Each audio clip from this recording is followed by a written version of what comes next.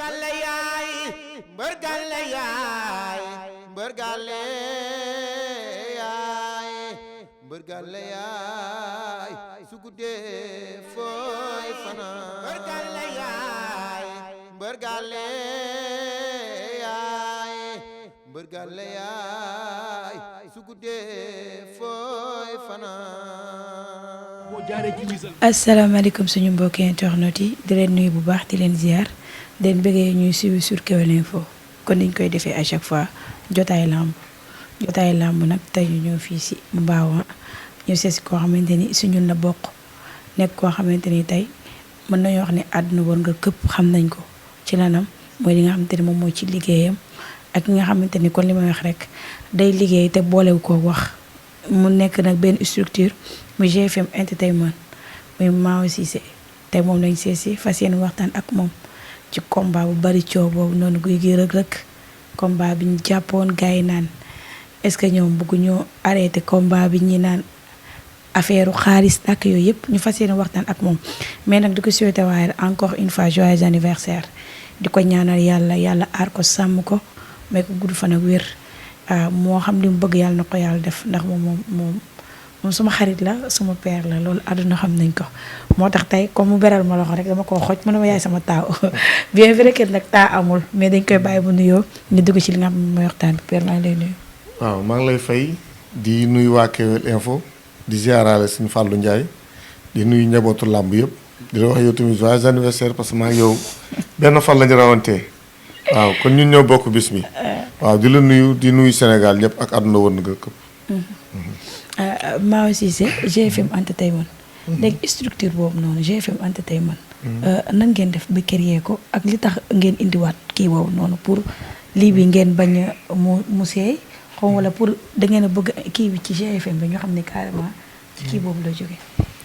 waaw Sénégal entertainment groupe la muy segg structure la boo xam ne day yëngu ci wàllu événementiel en général mais événementiel du làmb kase mais man ci partie làmb bi man moom laay coordonné mais ñëwul pour làmb kase dafa nekk ci événementiel en général mooy lépp luy spectacle lépp luy événement Sénégal entertainment groupe daf ciy yëngu man nag ci wàllu ma féetee maay gérer lépp li nga xam ne mooy organisation làmb ji incha allah.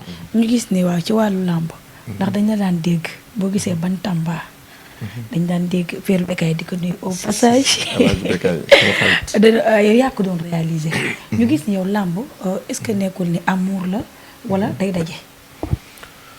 waaw xam nga làmb moom ku ne sénégalais ne làmb parce que sa deret la nekk donc en 2005 bi Gaston di def claf bi donc dafa ñëwoon collaborer di liggéey ak waa 2STV ñu waroon ut un réalisateur bu waroon def làmb donc après Alaaj Ndiaye xalaatoon ut benn tubaab parce que moom nitu défi la quoi donc dafa bëgg lu muy dugg rek mu réussir et que boobu 2STV mu ngi soog a ubbi et que musuñu def làmb donc mu xalaatoon ut benn tubaab pour mu réaliser mais par la suite suñu directeur technique bi fa nekkoon Tafa Thiam ma ko nuyu mu ne ko làmb yëfu sénégalais la tubaab mënu ko def parce que xamul réalité yi ci am ne ko su ma doon yow da nga koy jox Maaw mu def ko mais moment boobu j'étais beaucoup plus technicien que réalisateur sax man aussi au début nanguwuma woon parce que je me disais que su ma defee lii mooy man maa ngi jël place au réalisateur yi fi nekk et que man sama liggéey moment boobu c'était pas réalisé mais j'étais technicien vidéo mooy ñëw installer câble yëpp ba lépp normal ma nekk bàyyi réalisateur bi mu liggéeyam ma assisté ko par la suite le réalisateur titulaire bi fa nekkoon muy Augustin ñëw ba ci man mu ne ma franchement man dama lay wax benn affaire man làmb xaw ma dara suñ ma ko joxee je vais échouer dama la ñaan nga jël làmb ji nga def ko parce que fii jàpp naa ne yow rek yaa fi mën def par la suite ci la accepté loolu ma jël engagement bi nag xool télévision yi ni ñu daan defee làmb ma ne peut-être bu fekkee ñëw naa def la même chose amul sens ci laa ñëw woo sama collègue yëpp ñi may liggéeyal woo leen événement am na léegi dama bëgg ñu liggéeyandoo ñun ñëpp ku nekk indi sa idée ku nekk indi sa xalaat donc ci lañ ñëw ñun ñëpp ku nekk indi sa xalaat ñu dajale ko après commencer réaliser ci lañ commencé génne ay fiches techniques lutteurs yi dem kër mbëri di leen yee fajar di leen jël di jël bande annonce yi di ko changer di ko tourner neneen pour indi changement ci làmb ji. donc man noonu laa commencé réaliser làmb. waaw Bantamba temps yooyu nag amoon ampleur. fa muy neexee nag ñu ne coppet maa ñu jékki-jékki daal à un moment donné ñu ne équipe Bantamba bi moom tas na maa aussi sa moom daa transhumé dem TFM. te temps yooyu yaa ngi def pause. non du loolu sax xam nga ku nekk ak fu sa wërsëg jeex rek. parce que yàlla dogal na 2STV bi muy ubbi man kese maa fa nekkoon. c'était le 21 juin 2003 le 2STV ubbi man maa ngi fa ñëw le 22 juin 2003 donc man maa fa nekkoon Alaaji Ndiaye Marème Ndiaye ak Mamadou Ball ak Feu Djibril Wade di ko ñaanal yàlla yërëm ko ak Père Boubacar Ba ñun ñoo fa nekkoon donc man maa daan ñëw chaque jour dama daan xëy ñëw def antenne 18h ba minuit boo ñëwee def 18h ba minuit ma wàcc su ma xëyee ñëwaat. donc amuma woon ku ma remplacer pendant 2 mois man kese maa fa nekkoon ñoom ñu nekkoon samay kilifa accompagné ma donc noonu laa commencé 2STV ba yàlla dogal ñëpp fekk si ma fa. bi ñu demee ba 2010 sama wërsëg jeex fa mu jógee fa si jàmm ak salaam. parce que teewul ba léegi ña ma nekkaloon ba léegi toujours ñoom laay nekkal ñoom laay demandool ba ci El Hadj Bekkaay ak ñoom Karajo ñoom Babacar ñoom Aziz ñoom ñëpp. ñu ñëw seq jàmm ak salaam. ba da ngaa dem yóbbaale sa équipe de. non yóbbaale wu ma sama équipe parce que xam nga am na loo xam ne du man maa koy def mais nit ki moom moo koy def c'est-à-dire que ñoom ku ci nekk dañoo xool li nga xam ne ñoom arrangé na leen ñu def ko parce que peut-être man bi may bàyyi am na ñeneen ñu fa nekkoon ñu am leneen lu ñu leen proposé woon mais teewul ñoom dañoo toog man peut-être moment boobu dem moo ma arrangé woon moo tax ma dem. ñeneen toog moo leen arrangé woon moo tax ñoom ñu toog. moo tax. mais bon Bantamba sunu doom la mën naa ko wax parce que sunu kanam la juddoo. da pare Bantamba moo wax la benn affaire li ko may succès oyofu El Hadj Bekkaay Mbaye la parce que El Hadj Bekkaay bi mu ñëwee daf ñu ne booy man mën naa toog mën naa wax mën naa expliquer. munuma mais ci wàllu image ak caméra ak yooyu comme yéen a ko gën a xam dama koy jël bàyyi ko seen loxo loolu leen ma wax ne man nañ ko def noonu lañ koy defee c'est-à-dire que moom dafa jël boppam jébbal ñu boppam bàyyi ñu boppam. suñ ko yeewee El Hadj kaay fii mu ñëw kaay def lii mu def kaay wax lii mu wax bu amee idée sax ñu ne ko d'accord ñu mu ne waa kon amul problème yéen ko wax leen li ngeen d'accord ngeen def ko. donc réussite Bekkaay ñun dëgg la am nañ benn touche buñ ci indi. mais réussite Bantamba dëgg oyof El Hadj Bekkaay Mbaye la parce que daf ñu bàyyi ak boppam ñun tamit ñu liggéeyal ko xol liggéeyal ko yéene. parfois Bekkaay Mbaye daan na voyager def 1 mois mais nit ñi duñu xam sax ndax Bekkaay nekku fi parce que tellement que nit ñi daan liggéeyee ak moom ci Bantamba bi ak ci direct yi nit ñi duñu sentir sax que ne Bekkaay Mbaye dafa voyager. donc Bantamba sunu doom la donc dañoo liggéey. ba jeexal fa jóge fa si jàmm ak salaam dem nekkaat ci beneen kër di liggéey. loolu kase la.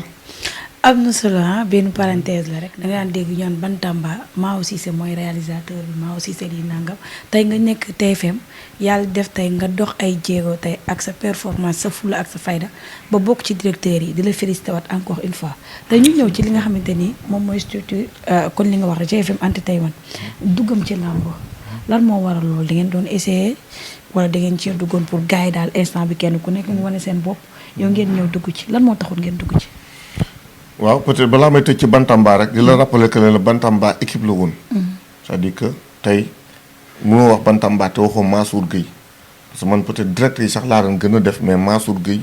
li mu liggéey ci Bantamba. Medoune Diouf Babacar Ndiaye Karajo David Ngom mooy le premier monteur Bantamba avant Karajo ak Karajo ñëw ba ci ñoom Bruno ñoom Pa Modou ñoom Modou Mbaye donc équipe la woon quoi ñun ñëpp danga bañ nga yaakaar ne man kase la woon léegi bu fekkee ne wàllu GFM en fait GFM Entertainment ñëwoon na ñu tëggoon combat yu bëri tëggoon nañ combat Eumeu Sène ak Balla Gaye 2 après bi ñu ñëwaatee am na yeneen événement yu ñu tëggoon yu bari. léegi moment bi on a Sénégal Entertainment Group. Sénégal Entertainment Group. waaw boo xam ne dama la wax ci wàllu événementiel lay liggéey làmb ci événementiel la bokk. man ma koy coordonné donc ñu ñëw pour organiser. combat de lutte ñun bu ñu ñëwee pour organiser parce que làmb pour man mën nga ko liggéeyal te doo nekk ci structure bi koy gérer c'est pas parce que nekkuloo CNG que ne mënuloo liggéeyal làmb sa man mii musuma nekk CNG mais j'essaie toujours d'apporter un plus ci wàll bi ma nekk pour liggéeyal làmb côté technique bi ma nekk côté réalisation bi ma nekk essayé naa indi touche parce que tey maa ngi sant yàlla tey ñu bëri ñu ngi def làmb di def fiche technique u mbër bi âge bi poids bi taille bi ñaata combat la am ñaata victoire ñaata défaite ma ciy gërëm nag Jacques Diène di ko ñaanal fa mu ne parce que moo ñu doon jàppale ci loolu te lu bëri ci information donc ñun dama daan xëy fajar dem yee mbër fekk ko ci biir néegam mu tëdd ci basang ma jug ànd ak moom mu diwu kaar te ñu ànd dem géej pare ñëw toog mu ñëw ndékki pare noppalu ma toog di ko xaar mu pare ma ànd ak moom dem salle entraînement pare ñëw këram tëdd ma toogaat di ko xaar mu pare añ pare génn dem defi contact ñibbi si këram ma mu nelaw ma toog di ko xaar pare génne loolu wan ko nit ñi pour xool pour génnee yenn yoo xam ne peut-être nit ñi daawuñ ko gis bu ñëwee ci stade sama caméraman dama leen wax ne leen seen caméra yi bu leen ko teg ci pied parce que boo leen ko tegee ci pied fixe am na lu bëri loo xam ne doo leen ko am ngeen koy teg seen ndagg ngeen daw uti information yi jël détail yëpp indi ko wane ko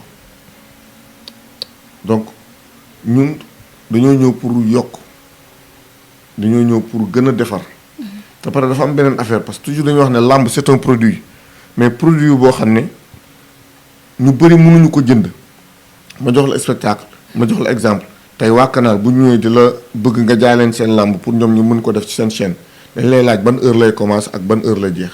ok ci timing bi ci timing bi parce que ñoom dañu am. ba pare gën ko def un produit boo xam ne dinañ ko mën a jaay partout dans le monde. ñu ñëw ba tey ci làmb jooju noonu gis nañ ren nga tëgg combat. muy guy gi ak ki nga xamante ni moom mooy Reug Reug. maa aussi c'est combat boo xamante ni yombul woon pour nga taxawal ko. gis nañ ci lu nekk gis nañ quand guy gi dëgëroon na. ñi naan da ngeen a bëgg a sacrifier guy gi. ñi naan da ngeen koo teg dil. ñu fexe nañ combat boobu ñi naan du am ñi naan day am nan nga décrocher combat boobu noonu ak coono yi ñu ci daj yëpp. waaw moo wax la nag. peut-être coow li ci biir. ak réalité bi c'est tout à fait différent. parce que man bi ñuy commencer Reug Reug ak Sa Thiès lañ bëggoon après bi ñu contacté waa kër Sa Thiès yi après ñoom d'accord ñu ci la opté pour Reug Reug guy gi moo wax ak Reug Reug d'accord ak moom ci cachet jox ko avance doon négocier ak Nas pour am guy gi léegi ci diggante négociation boobu nag man musuma ci réeroo ak Nas mais ci biti peut-être coow li mën na bari mais man toujours musuma ci réeroo ak Nas parce que man je préfère toujours ma concentrer wu ci sama objectif ba am li ma bëgg que di génn di wax loo xam ne peut-être que ay coow la te apporter lu ma dara mais combat bi peut-être bëri na coow mais amul benn problème. wax dëgg yàlla parce que ñu bari dañ ne yow guy gi. nga waroon a gën a njëkk a waxal. pour jox ko avance que Reug Reug ndax Reug Reug moom boo ne ko guy gi dina accepter. mais yow li tax nga choisir da nga doon bañ gars yi njëkk laa jël Reug Reug wala parce que nañ camp bi moo gënoon difficile car Reug Reug moo gënoon a yomb li tax njëkk woo ci Reug Reug ci kii guy gi ba pare. non man li ma lay wax. li tax ma jël Reug Reug ba pare. parce que dama prévoiroon Reug Reug Sa Thiès. ok ba Reug Reug d'accord ma wax ak waa Sa Thiès si d'accorduñu ma ne ko kon comme waa Sa Thiès si d'accorduñu kon ba am utal la beneen adversaire ma proposé la guy gi. ok kee nga njëkk a jox avance. ndax ci combat bee. voilà ma wax ak moom ne ko ma proposé la guy gi. bi ñu waxee ba d'accord ma jox ko avance. ne ko maa ngi wax ak waa kër guy gi pour d'accord ak ñoom. ma commencé waxtaan ak ñoom ñu d'accord ci bëre ak Reug Reug d'abord. ok ñoom d'accordoon nañ. waaw ñoom d'accord nañ ci bëre ak Reug Reug d'abord. léegi nag li ñu doon discuter moo nekkoon wàllu cachet. ok donc ci wàllu cachet boobu nag moo xawoon am tuuti temps de négociation.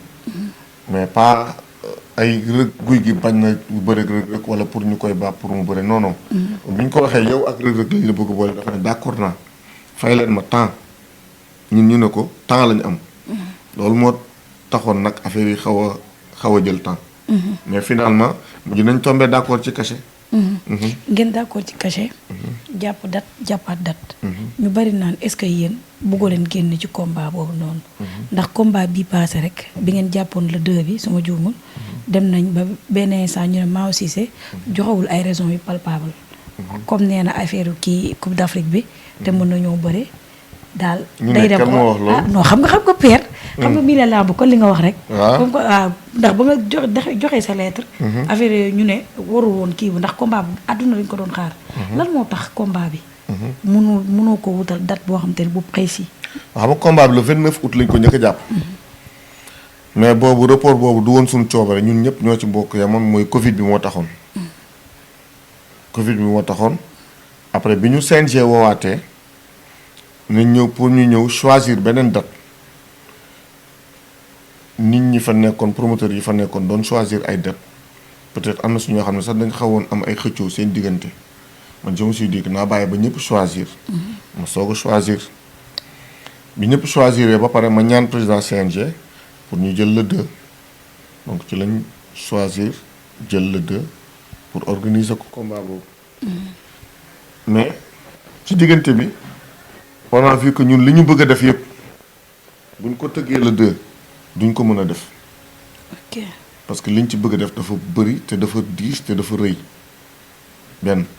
ñaar tombeek élection yi di ñëw tombeek tamit mu nekk ci biir Coupe d'Afrique moo tax ñu ne nañu waxtaan ak mbër yi pour pousse ko. nga xam ne ñun liñ ci bëgg a def yëpp nañ mën am temps def ko comprendre nga. pour que ñun réussite bi ñu ci bëgg mu am parce que la réussite c'est pas seulement pour nous mais pour la lutte en général parce que c'est pour donner une nouvelle image à la lutte ba pare et en faire un produit vendable boo xam ne war nañ mën di ko jaay ci chaîne internationale yi ak fépp mais pour cela il faut mu nekk benn produit boo xam ne nañ xam kañ lay commencer kañ lay jeex lii ak lii ak lii moo ci ne lii ak lii ak lii moo ciy am. donc loolu moo waral report bi. waaw mu nekk report boo xamante ni nag ba nga ko defee nag ñaari mu bëri. guy gi le 2 la doon préparé Reug Reug le 2. ñu dégg ñoom ñu naan da nga leen di dolli ñu naan buñ ma dolliwul. du ma bëre. ñu gis ni Mao tamit accepté loolu noonu. loolu yomboon na wala yombul. waaw guy gi le 2 la doon préparé Reug Reug le 2 la doon préparé man mii le 2 laa doon préparé muy Sénégal Entertainment Group. comprendre nga. donc pour defar et pour mieux faire. ak pour mieux améliorer loolu moom moo tax ñu ne nañu pousse booy pousse nag ñi ngay collaborer ak ñi ngay liggéeyal da ngay dem nga toog waxtaan ak ñoom jox leen ay raisons ba pare jox leen ay propositions ne leen dama bëgg pousse fii ak fii laa ko bëgg def nii ak nii laa ko bëgg defee dem naa déplacé wu naa dem naa toog waxtaan ak ñoom. waxtaan bi nag dañuy waxtaan ba juboo alhamdulilah ñu ngi sant yàlla waxtaan nañ ba juboo dem nañ CNG signé nañ contrat yi officialisé nañ ko le dimanche 20 février ci arène nationale. mais ñoom ñu doon laaj dolli nga leen. mais loolu c'est normal. ok du laaj dolli sax parce que tey même bu ñu ma laajul. man ci boppam man maay am conscience su que ni ñii ñu ngi doon préparer le 2 su ma yokkee date bi seen dépense day yokku. donc li gën rafet mooy nga yëkkati dara loo xam ne. au moins di nga leen ko jox. pour que au moins ñu gën ci yokk seen préparation. c'est ce qui est tout à fait normal. beneen bi mooy. mu amaat beneen combat boo xamante ni daal man nag yow da nga am fit. xam naa sama maman moo leen dooleel quoi mais ñu jékki-jékki defaat gisaat beneen affiche. ñu ne Mao Cissé. dafa bëgg a taxawal combat Diène Kaïré ak ki nga xamante ne moom mooy Yékini Junior. xamante ne mu nekk combat boo xamante ne ñu bari ñu ngi ko doon xalaat. mais pour ñu muy taxawee. Mao Cissé combat boobu fan la ci toll ñu bari ne koppar nag moom moo tax nga tegaat ko mu jekk dem lem bu ne xaaral ma yem ci guy gi ak kii. waaw léegi en fait ku tëgg combat Eumeu Sène Balla Gaye yaakaar naa tëgg yeneen affiche du la jaaxal. ba pare combat Diène Kaïré Yékini Junior du problème mu manque de moyens. mais problème peut-être que xool lu logique ak yow li nga xam ne jàpp nga ni yow lii boo ko ci dugalee du la gaañ dama contacter Diène Kaïré mu nangu ma contacter Yékini Junior dama ko woo sax jotuma ko Papa Sow moo ma jox numéro am après États-Unis après ma woo ko téléphone maa ngi koy nuyu bu baax au passage. Yékini Junior waaw ma woo ko wax ak moom ma ne ko man dama la bëggoon jox Diène Kairé mu ne ma ah Diène nga ma bëgg a jox ma ne ko waaw mu ne ma ah di ma fay xaalis su bari de ma ne ko waaw baax na léegi proposé ma prix mu ne ma dinaa la boole ak Mbaye Diagne mooy manager am après man ma woo Mbaye Diagne bi ma woowee Mbaye Diagne mu ne ma xaaral maa ngi waxtaan ak ñoom après dinaa la rappeler après semaine bi ci topp ma woowaat ko encore bi ma ko woowee mu wax ma prix boo xam ne man arrangé wu ma. Junior ñaata la laajati sax ay millions yu bari la laajoon de. ah waaw léegi laaj ko wala nga laaj Mbaye Diagne. non kii woon naa ko prix bi kay xamoon naa ko. ay prix non xaalis bu bari la laajoon ay millions la laajoon. waaw laaj ko wala nga laaj Mbaye Diagne. donc bi ma waxee loolu ma xam ne man cachet bi ma wax arrangé wu ma. man tamit ma bàyyi ko. mais combat bu kon intéressé tu la. non du intéressé tu ma mais cachet bi ma wax ne ma naa ko fay. man arrangé wu ma pour mu mën koo ko fay. ok moo tax mais maa ngi ci yeneen affiche. ok waaw loolu moo tax daal combat boobu taxawul. waaw parce que cachet bi ma Yékini Junior proposé arrangé wu ma moo tax. mais maa ngi ci yeneen affiche. dafa bari quoi cachet bi daa bari. mais man cachet bi xamul naa ko dama ko fàtte. cachet bi arrangé wu ma quoi. cachet bi dama koo fàtte. ah waaw yow journaliste nga kañ. dama koo fàtte cachet bi boo laajee gars yi mën naa ñu wax la. ah léegi cachet boobu daal moo la arrangé. comme que yow promoteur nga da nga nekk ci benn structure ba tey ndax gis nañ ni Mao moom day liggéey ak promoteur yëpp gis nañ ko. mooy si làmb yëpp. ñaari association yi bii Dieye moom moo ko jiite bii Pape Abdou Fall Mao Cissé ban association la bokk. non man nag pour dire vrai bokk guma ci benn ci ñaari association yooyu. ok lan moo tax. man damay liggéey ak promoteur yëpp. mais li may liggéey ak promoteur yëpp ci wàllu promoteur yi am collaboration ak TFM la.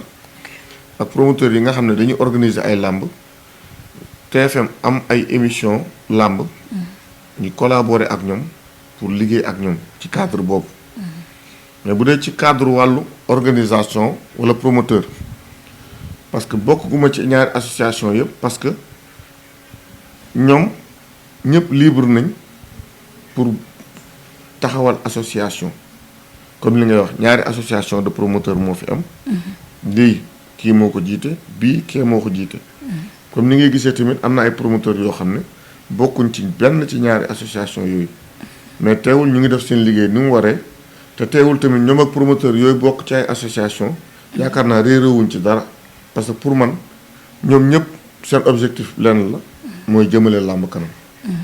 am na solo fan yi gis nga li nga xamante ni tey yéen promoteurs yi lay wax ñii naan pay-per-view da yàq làmb ñii ne pay-per-view ñi def cas social la. fan yi dégg nga mbirum pay-per-view entre Père Gaston Mbengue ak Luc Nicolaï yow mi nga xamante ni promoteur nga.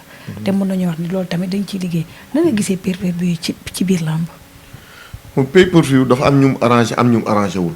ok donc am na ñu ne day yàq làmb am na ñu ne yàqul làmb parce que day tax promoteur bi xaalisam bi mu dugal. mu mën ko jëlaat parce que tey benn promoteur bu organiser làmb fay ay millions mbër.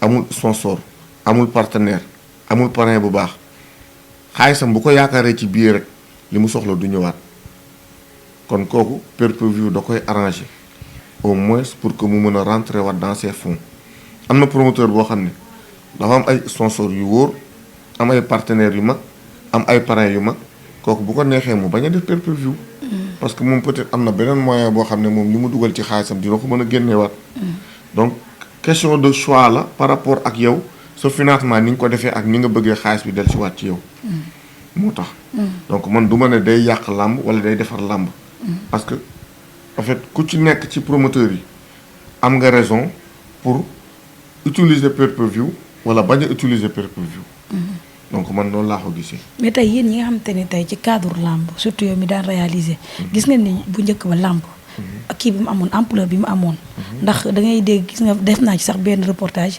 ñu ne pay-per-view bi da ngay gis làmb day am ba jeex duñu xam ne làmb am na ñi ne am na côté positif am na négatif est-ce que tey am na foo xamante ne fa mu baaxee ak fa mu bonee mais pour man nag fi ñu ko teg du foofu pourquoi parce que am na ay aspects yu bëri yoo xam ne ñoom ñooy gën a yàq làmb que pay-per-view bii ñuy wax comme yan par exemple tey li nga wax ne làmb day am ba jeex duñu xam ndax làmb am na pour man du pay-per-view bi moo tax ñuy wax ne am na wala amul mais loolu problème de communication la nan ngay communiquer pour que nit ñëpp yëg sa làmb d'abord ba pare parce que pay-per-view bi ça vient en dernière position donc pour man problème communication la parce que làmb bu ko nit ñi yëgul du problème pay-per-view pour man parce que pay-per-view ça vient en dernière position pay-per-view ci jouru làmb ji la mais làmb boo yëgul tey ëlbatiku ñu def ko pay-per-view peut-être loolu dina indi problème parce que ñu bëri yëguñu ko mais boo amee làmb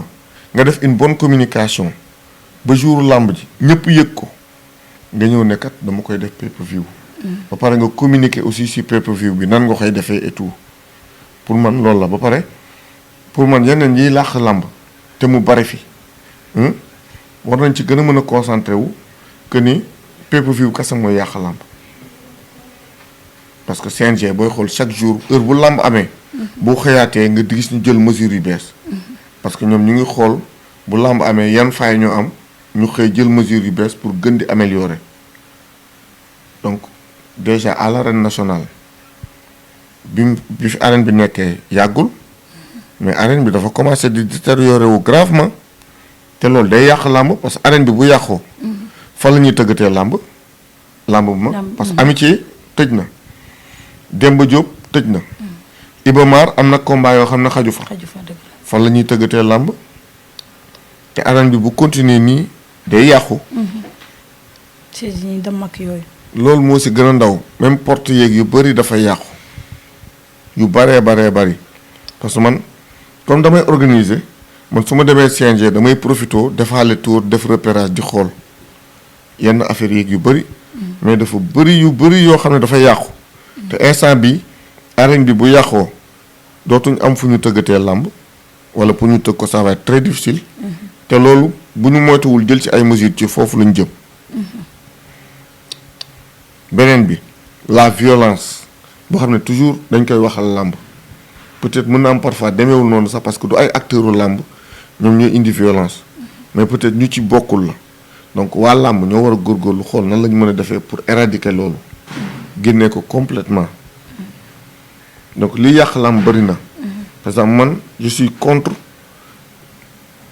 mbër bu am combat war a bëre def plus de temps de préparation mystique que de temps de combat da ngay def 1 heure de temps préparation mystique bëre 1 minute malgré que CNG mu ngi ciy jël ay mesures mais par exemple pour man loolu dafa bokk ci li làq làmb parce que bu ñuy siffler grand combat mbër yi dugg ci géew bi diggante boobu ak bi arbitre siffler pour ñu sëgg gars yi dañuy dem ba dañuy décourager. lamb ay 21 day tas sax 21 heures. exactement. pour man loolu ci li yàq làmb la bokk war nañ xool nu ñu koy defaraatee. ak yeneen détails yu bëri. mais pour man bu ñu toog def focaliser wu ko ne pay-per-view day yàq làmb et tout am na yeneen aspects yoo xam ne ñooy gën a mën yàq làmb pay-per-view nag choix la rek ci promoteur bi. parce que promoteur mooy xam fu mu jëlee xaalisam fu mu ko dugalee ak nan lay fexe ba xaalisam dellusiwaat moo tax ñii pay-per-view arrangé na leen ñii pay-per-view arrangé wu leen. parce que am na ñoo xam ne par exemple ñoom seen làmb duñ ko def pay-per-view jamais direct rek lañ koy def. parce que am nañ partenaire yoo xam ne ñoom loolu lañ bëgg. et que promoteur bi dina ci génn. waaw comme Reug Reug Gouye Gui. bien sûr comme Reug Reug Gouye Gui bon pour le moment mënuguma la ci wax dara. franchement mais man du ma taxaw ne pay-per-view baaxul man du ma wax loolu. même bu fekkee ne man peut-être sama événement mën naa ko bañ a def mais du ma taxaw ne baaxul. parce que peut-être man mën na ma bañ a arranger mais mën na arranger beneen promoteur. donc loolu moo tax ma wax la loolu. émission làmb yu bëri pour ñu am contenu day métti. ok. c'est tout à fait normal. làmb su amatul yenn émission làmb yu bëri pour ñu am contenu day métti. c'est-à-dire que après yow su bopp yow yaay xalaat nan ngay def pour ut contenu et tout pour dugal ko parce que y a un moment où làmb amatul événement amatul Covid bi dafa ñëw lépp taxaw. ok lépp taxaw mais boo nee jogante ne nuit de la lutte parce que nit ñi dimanche dañuy toog seen télé bëgg seetaan làmb rendez-vous la léegi ñu ne dañ leen jëlal benn guddi boo xam ne dimanche dañuy toog di seetaan làmb ba doyal Lamine Samba day ñëw avec son show indi émission jongante mbokk yi dama nañ leen fii làmb ji demaloon nañ leen fii làmb ji demaloon nañ leen fii làmb ji indil gars yi ay combat ñu seetaan ay combat seetaan kay combat ba doyal bu ñu paree mu jox ñoom Malal Malick Thiandoum Thierno Ndiaye ak Tidiane Faye ñoom ñu ñëw indi les aspects techniques décortiquer combat yi fooru mbër bi faiblesse mbër bi nan la daanee en même temps indi Tidiane Faye le professeur pour que muy jàngale bëre ci télé bi parce que booy xool c'est un professeur qui donne des cours des leçons de lutte ci télé bi. bari technicien la ñu koy nuyu. exactement parce que booy gis la leçon de Tidiane Faye muy ñëw taxaw di wax ne mbokk yi tey lii lañ leen indil lii nii nga koy defee lii nee nga koy defee lii nee nga koy defee expliquer Pathier bu ñëwee ci wàllu technique mbër bi fu mu mënee fu mu mënewul ay cosaanam moo doon diw lii la mënee lee la mënee la mënee Malick Thiandoum ñëw feelu ko ci ginnaaw décortiquer donc jogante ak ñuy la lutte loolu moo tax ñu boole ko def ko benn. ak Malal Junior. ak El Hadj Malal Junior. le pur sportif. parce que booy xool Lamine Samba bu ñëwee ay làmb lay indi. ay reportage lay indi ay làmb. demoon nañ Iba Mar Diop mbokk yi ñu seetaan ko. demoon nañ stade bi ñu seetaan ko indi làmb yëpp teg résumé làmb yi nit ñi seetaan làmb ji ba doyal buñ paree gars yi ñëw décortiquer làmb yi indi leçon de lutte yi donc noonu la ñu ko defee. choix Malick Thiandoum. ndax dañoo jékki-jékki rek gis Malick TFM. bëggoon nañ ko ndax dañ daan gis ñu naan Malick Thiandoum kañ lay def TFM. mais choix Malick Thiandoum. lan moo tax choix Malick Thiandoum. mais xam nga Malick moom kenn dootu ko présenté. donc man damay wax rek ne am Malick Thiandoum moo gën ñàkk Malick Thiandoum ku sañoon am ko ci sa chaîne. donc ñun bu ñu amee Malick vraiment en fait daf ñuy yokk ci côté yu bëri. et que macha allah Malick c'est un polyvalent. parce que non en fait du làmb kese lay def. parce que c'est un journaliste boo xam ne day def information day def yeneen. type de sport yëpp day def làmb en plus. donc Malick bu ñëwee day apporter un plus ci li nga xam ne moom la fi fekkoon. waaw donc am Malick moo gën ñàkk Malick. am Malick moo gën ñàkk Malick. macha allah. lan lañ mën a xaar ci combat Reug Reug Gouye Gui. waaw combat Reug Reug Gouye Gui moom c'est le meilleur combat de la saison. foo ko teg. waaw. foo ko teg. Reug Reug man premier combat am man maa ko réalisé donc premier combat am ba dernier combat am yëpp suivre naa ko topp naa ko. kon xam nga ko. bu baax Gouye Gui ba ko sëñ Modou Niang di tëgg laa ko topp ba léegi. Reug Reug fi mu ne nii dafa jàpp ne. moom instant bi plan de carrière am mooy daan ay moroomam daan ay magam yéeg ci kaw pour jël trône bi mu jàpp ne ku taxaw sa kanamam moom moo la mën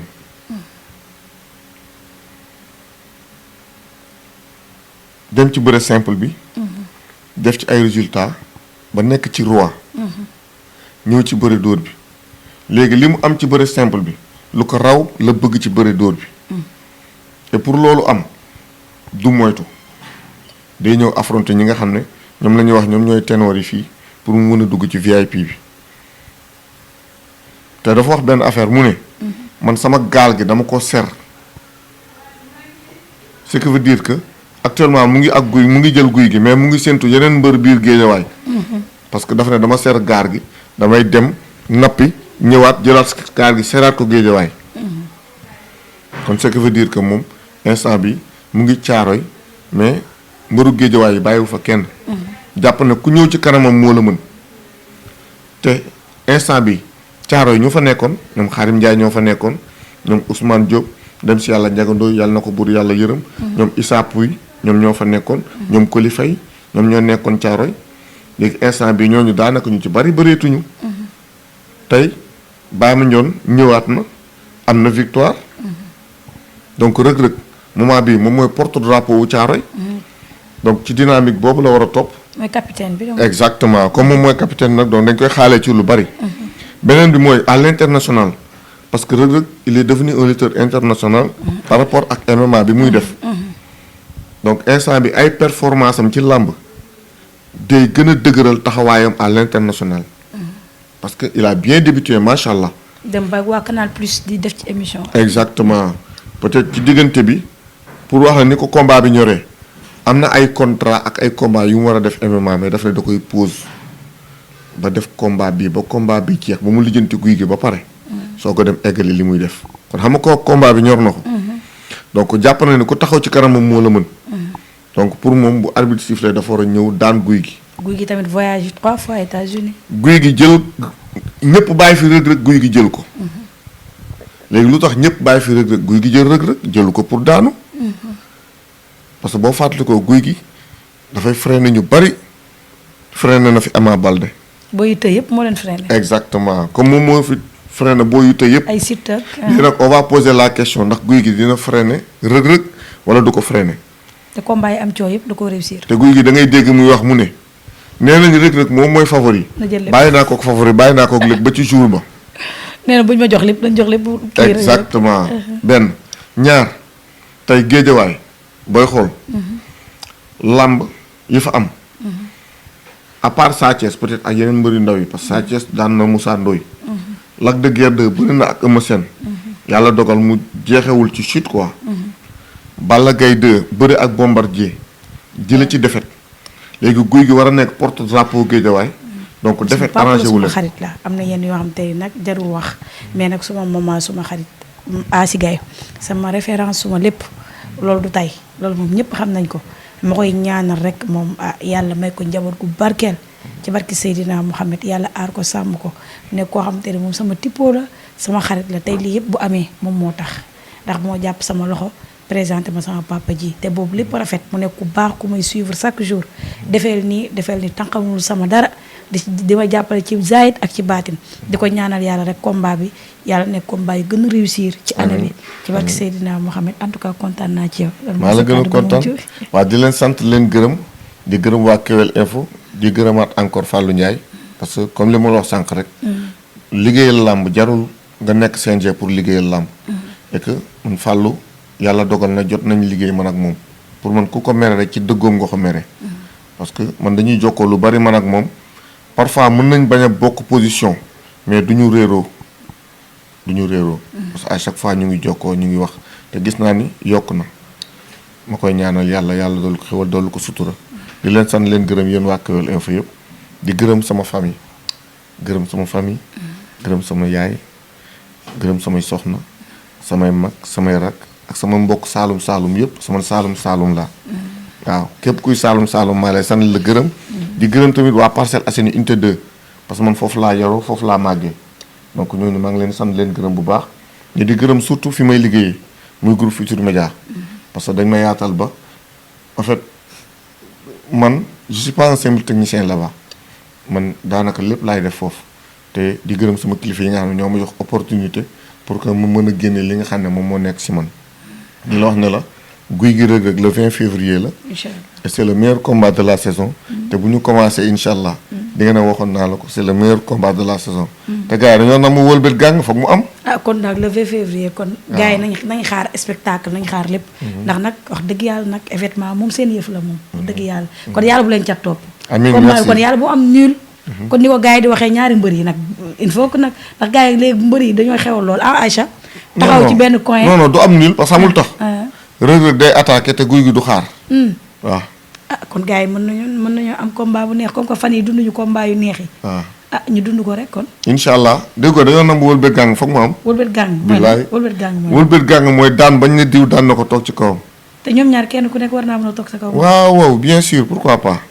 Père Mao moo ko wax. kon rendez-vous ba le 20 février incha allah. merci beaucoup.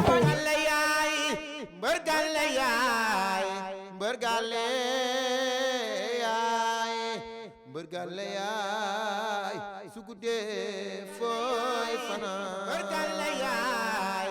bergale yaay bergale yaay su guddee fooy fanaan